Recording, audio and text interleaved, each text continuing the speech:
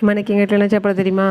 இன்றைக்கி செம டயர்டு. ஏன்னா நேற்று நம்ம வெளியில் அலைஞ்சிட்டு வந்ததுனால காலையில் எந்திரிக்கும் போதே காதுக்கு இனிமையாக நமக்கு ஒரு குரல் கேட்டுச்சு. என்னென்னு பார்த்தீங்கன்னா, எங்களுக்கு இன்றைக்கி காரமாக எதுவுமே வேண்டாம், சாப்பிட்ற மூடு இல்லை அப்படிங்கிற மாதிரி. அப்பா செம! நம்ம இருக்க டயர்டில் அந்த வார்த்தை எவ்வளோ குளிர்ச்சியாக இருந்துச்சு தெரியுமா காதுக்கு. சரி, காரசாரமாக சமைச்சு தான்னு சொன்னால் தானே நமக்கு வேலை, வேண்டான்னு சொன்னால் நமக்கு வேலை இல்லை பற்றிலாம்.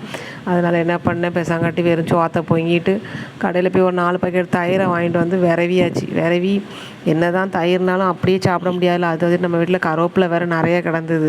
ஏற்கனவே யோசிச்சுட்டு இருந்தேன், இந்த கருவேப்பிலை எப்படி வாய்க்குள்ளே தள்ளலாம், ஏன்னா கருவேப்பிலை ரொம்ப நல்லது பற்றிலாம். அதனால் என்ன செய்யலான்னு யோசிச்சுட்டு இருக்கும்போது தான் 4 பாக்கெட் தயிரை விரவி கருவேப்பிலை துவையில் அரைச்சிட்டு, ஏன்னா கெட்டி கொடுத்து உதவிகளுக்கு அத்தனை இருக்கும். தயிரையும் அந்த துவையிலையும் வச்சு அடித்து விரட்டியாச்சு. ஓடுங்க ஒரு வேலையை பார்த்துட்டு அப்படின்னு சொல்லிட்டு.